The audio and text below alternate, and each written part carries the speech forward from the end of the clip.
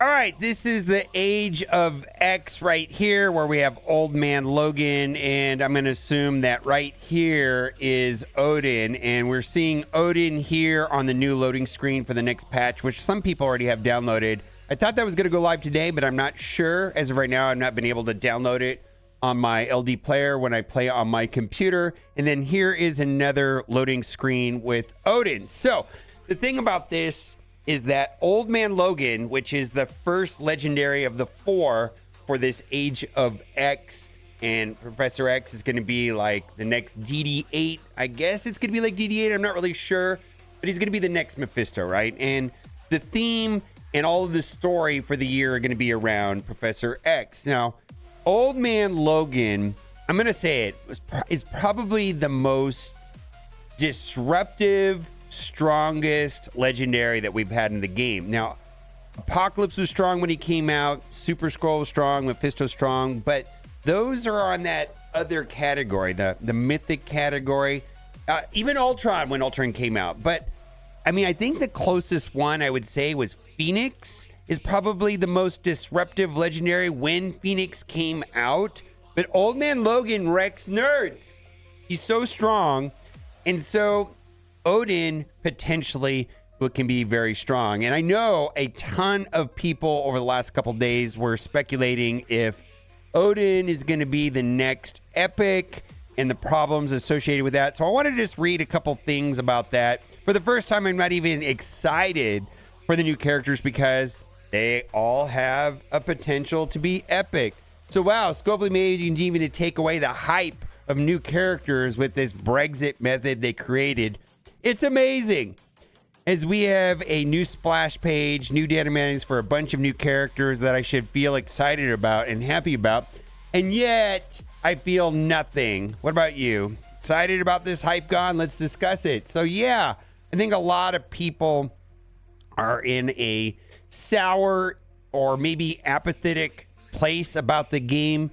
I think the people that are being hit the hardest are people that are low spend, free to play, or maybe battle pass spenders who have been able to get, 7-star unlocks on the Scourges and played very competitively in Crucible against opponents with much larger collection powers. But being locked out of Captain Britain from a free to play standpoint has placed a lot of people that in a sense of apathy, and and then we see players like Purple Sticky, and he pretty much says that in his video. I'm going to link to his video.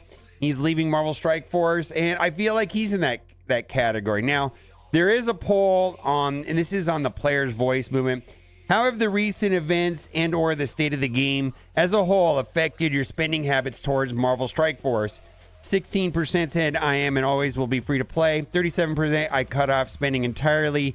22% I spend much less than I did 6 months ago. That's where I'm at. Spend a little to moderately less than I did 6 months ago. Actually, I might be in that category.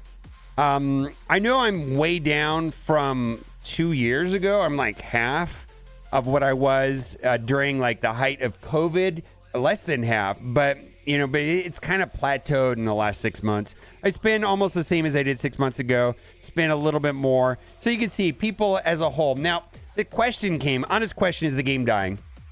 So before I begin some context, I'm a leader of an alliance ranked about 3,000 for raids, 2,500 for war.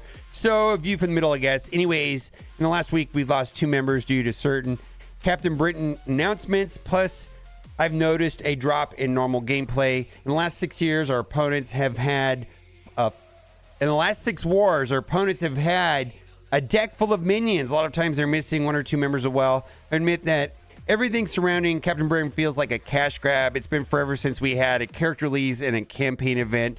This isn't an anti-spending post. Do what you like, spend what you like. No judgment. I'm just curious if you guys, especially other alliance leaders, have noticed a change. And if that is beginning the end. It's sad because I actually enjoy the game. Now, I feel like ever since I've started playing this game, there's always been this sentiment. And in these type of mobile games, they peak, I don't know, and then they taper off slowly over time.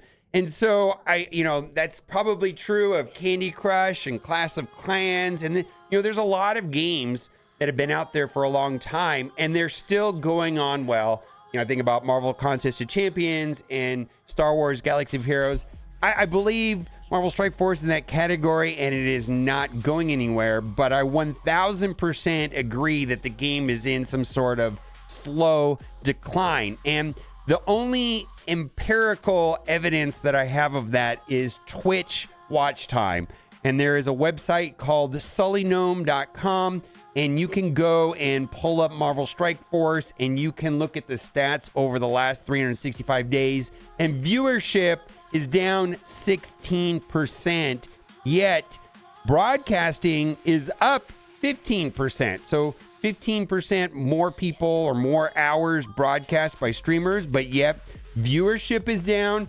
And you can see that the average viewership is down and so on. And this is a trend that I've been experiencing. And initially, I thought this trend was based off of COVID, but I'm seeing these numbers in my YouTube and also on Twitch. So yeah, the game is on some sort of decline. I know a lot of people track numbers for Scourge participation and payouts and things like that. And those numbers, were at the peak that we were tracking as far back as Morgan Le Fay, which is about 2 years ago. And the numbers have been down, down, down, down. Now, I don't think the game is going anywhere. I don't think that the game is in any kind of maintenance mode. Now, I don't know if the community was wanting this or cares that much, but they are trying to improve the game with some sort of graphics update. So it looks like things are a little bit shinier there. This one here has reflections, which I thought was interesting. So they're doing some sort of graphics overhaul. And, some people are more thrilled about this than other. Actually, I like the Nova one. He just looks a lot shinier. But I want to read some posts about the graphics update we were all clearly asking for. The graphics update sneak peek has been posted on the website. Perhaps I'm in the morning, but spending time and effort to update what was already a strong point in the game is not exactly top of the issue for most of the community. I wager at least. And again, perhaps I'm singular opinion, but it feels like they took the Firefly's universe use of the term shiny as a positive expression just a bit too far. I mean, the clothesline on top of Hell's Kitchen environment looks like laundry day after Todd and Margot's workout marathon. This is an interesting point. They're saying that graphics largely has been one of the selling points of Marvel Strike Force. And, what about the open all orbs? What about the open all orbs? Come on. I know this is a thing. Not even a plan to get it back in the game. It's just dead air. Can we make a case open all is worse? We've always had characters are pay to unlock. How many of the people who have Mephisto? Open all affects everyone. Servers can't handle the volume of requests from all the orb openings. Also, Scobly, here's 100 orbs given out daily. Yeah. I mean, it feels like just randomly get, and I want the orbs. But when I look and I see that I have like 500 orbs, and then I realize that I've got to open them all. And if let's say I'm not at home, I'm not on a Wi-Fi, and I don't have a good connection, and it has to lag between, it's not a good thing. It is not a good thing. And I would say that getting this open all orbs back is probably more important to me personally than a graphics overhaul. Although I do like the idea of a graphics overhaul because it does point that the game is not dead or dying. It's definitely in decline, no doubt about it. Also, this is on the up note, we've got a couple things that are positive. We're going to end the video with a couple positive things. Cosmic Crucible Season 9 will not deflate the ranks. We are also continuing to work on the issue and hope to have an update soon. And Cosmic Crucible Season 9 tournament is tomorrow on Twitch for 8 envoys. We'll be using the new season roles for Season 9. Looking forward to that. There should have been an in-game pop-up about that as well. Got a new community manager. Hey, y'all.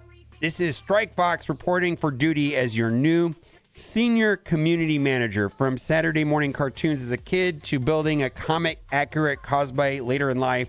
Been a Marvel fan for as long as I can remember. So I'm beyond excited to be contributing my own senior community manager superpowers to the Marvel Strike Force team to bring you awesome content and community experience moving forward. Still learning the ins and outs here, so please look after me. And if you want to pop in and say hi, I'll be in chat for a few hours. And I'm going to show you the next post, and I think that this is a good thing. This guy at least has a sense of humor. Someone typed in there, can I get your alliance sucks? Like, get it out of the way during the honeymoon? And then he typed, your alliance sucks. Oh, you know. And at least he has this. I'm telling you, that's a good sign. I'm telling you, that's a good sign as far as I'm concerned. And then also, lastly, yeah. Holy moly, 3 diamond super scrolls.